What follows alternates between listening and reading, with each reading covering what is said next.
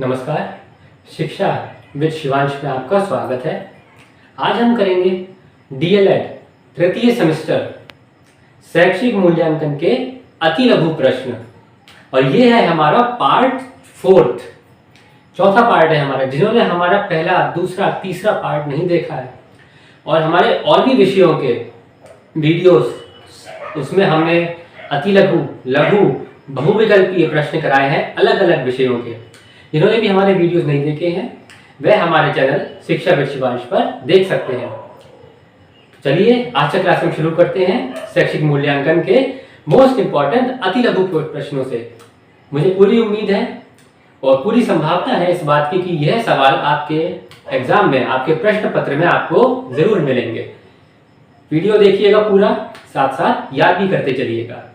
चलिए शुरू करते हैं।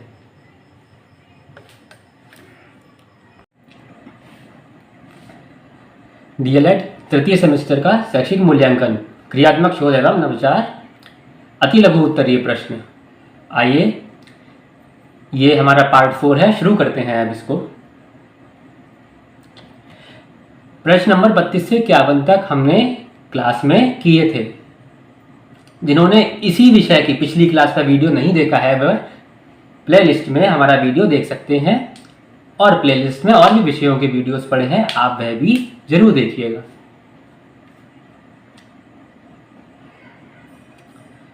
तो प्रश्न नंबर 52, विश्वसनीयता किसे कहते हैं? तो उत्तर है इसका, विश्वसनीयता किसी परीक्षण पर व्यक्ति के प्राप्तांकों की संगति है। अर्थात यदि एक व्यक्ति की परीक्षा किसी परीक्षण पर बार बार ली जाए और प्रत्येक बार वह समान प्राप्तांक अर्जित करता है तो वह परीक्षण विश्वसनीय कहा जाएगा।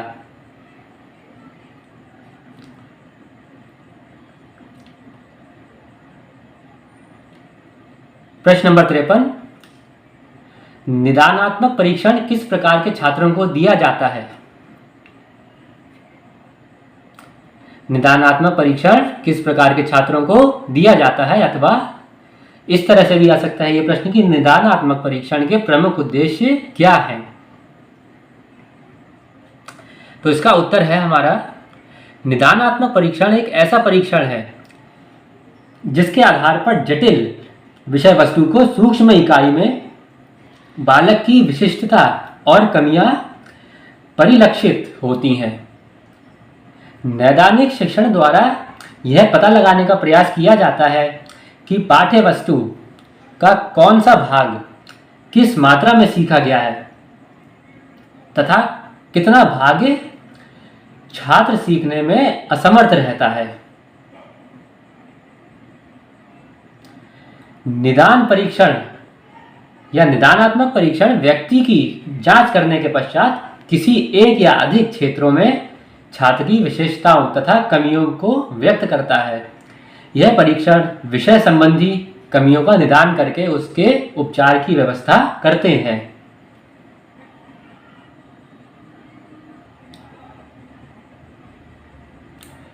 प्रश्न नंबर 54, मूल्यांकन से आपका क्या अभिप्राय है?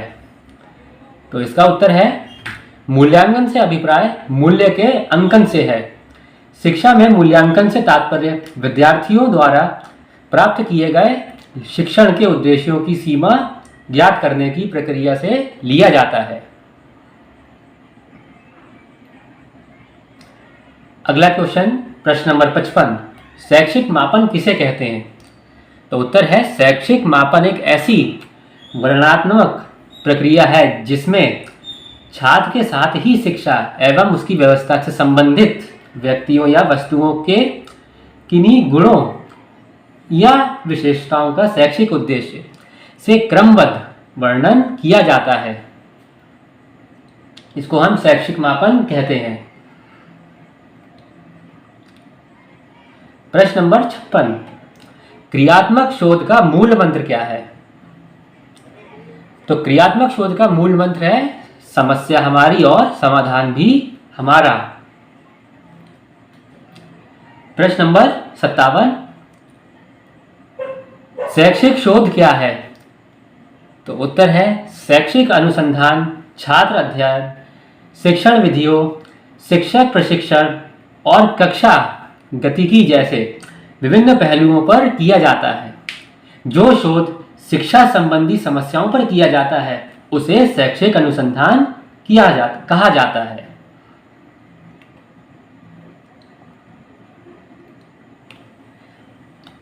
प्रश्न नंबर 58, लिखित परीक्षा की उपयोगिता लिखिए।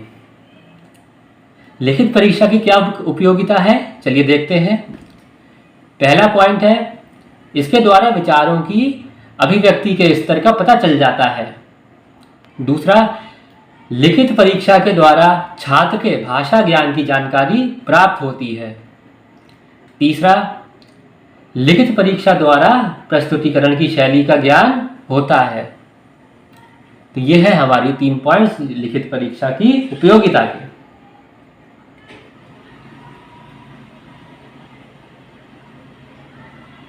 प्रश्न नंबर 59, सामाजिक कौशल मूल्यांकन के उपकरण कौन कौन से हैं? तो देखते हैं सामाजिक कौशल मूल्यांकन के उपकरण कौन कौन से हैं। पहला है प्रत्यक्षीकरण, दूसरा है समायोजन, तीसरा है निर्देशित अनुक्रिया, चौथा है यंत्रीकरण और पांचवा है जटिल प्रत्यक्ष अनुक्रिया।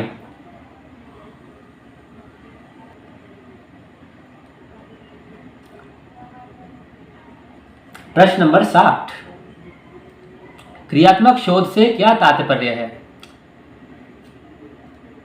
तो क्रियात्मक शोध से आशय उस व्यवहारिक शोध से है जिससे विद्यालय से संबंधी लोगों द्वारा अनुभव की जाने वाली समस्याओं के वैज्ञानिक ढंग से हल करने का प्रयास स्वयं उनके द्वारा किया जाता है। तो इसको हम क्रियात्मक शोध कहते हैं। प्रश्न नंबर 61, न्यायाधीश से आप क्या समझते हैं? ये सवाल, ये प्रश्न रिपीट हो रखा है, उम्मीद है आप लोगों को याद होगा। हमने पिछले वीडियोस में भी इसको डिस्कस किया था। चलिए देखते हैं फिर से, जिनको याद है उनका रिवीजन हो जाएगा और जिनको नहीं याद है वह इसको याद करते चलिए। तो न्यायाधीश से तात्पर्य किसी जनसंख्या से चुने गए उस छोटे समूह से है जिनका चयन इस प्रकार किया जाता है कि वह संपूर्ण जनसंख्या का पर्याप्त प्रतिनिधित्व करते हों।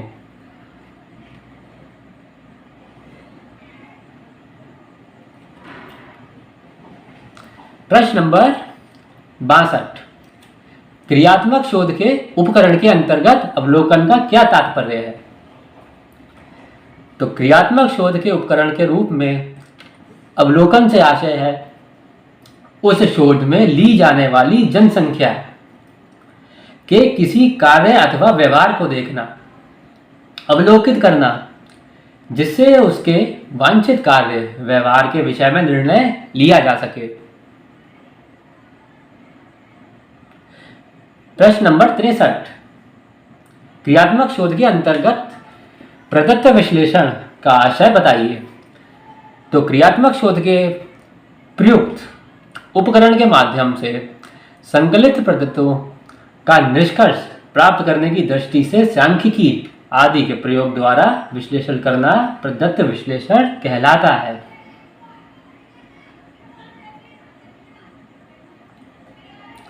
प्रश्न नंबर 64, शून्य परिकल्पना का अर्थ समझाइए।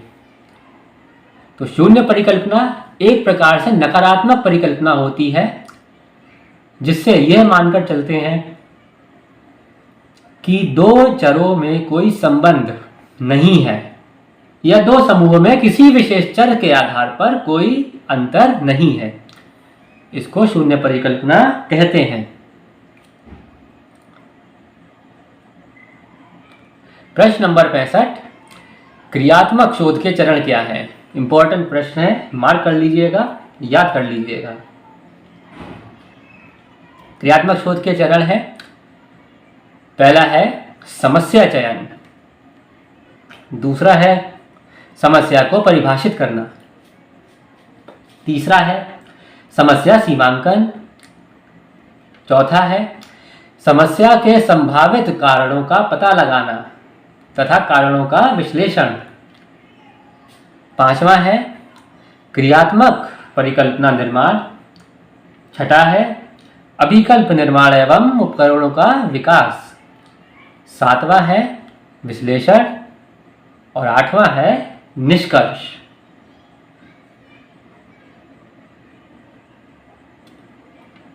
तो प्रश्न नंबर 66 है हमारा, सतत तथा व्यापक मूल्यांकन किसके द्वारा शुरू की गई? तो उत्तर है सतत तथा व्यापक मूल्यांकन भारत के केंद्रीय माध्यमिक शिक्षा बोर्ड द्वारा शुरू की गई थी।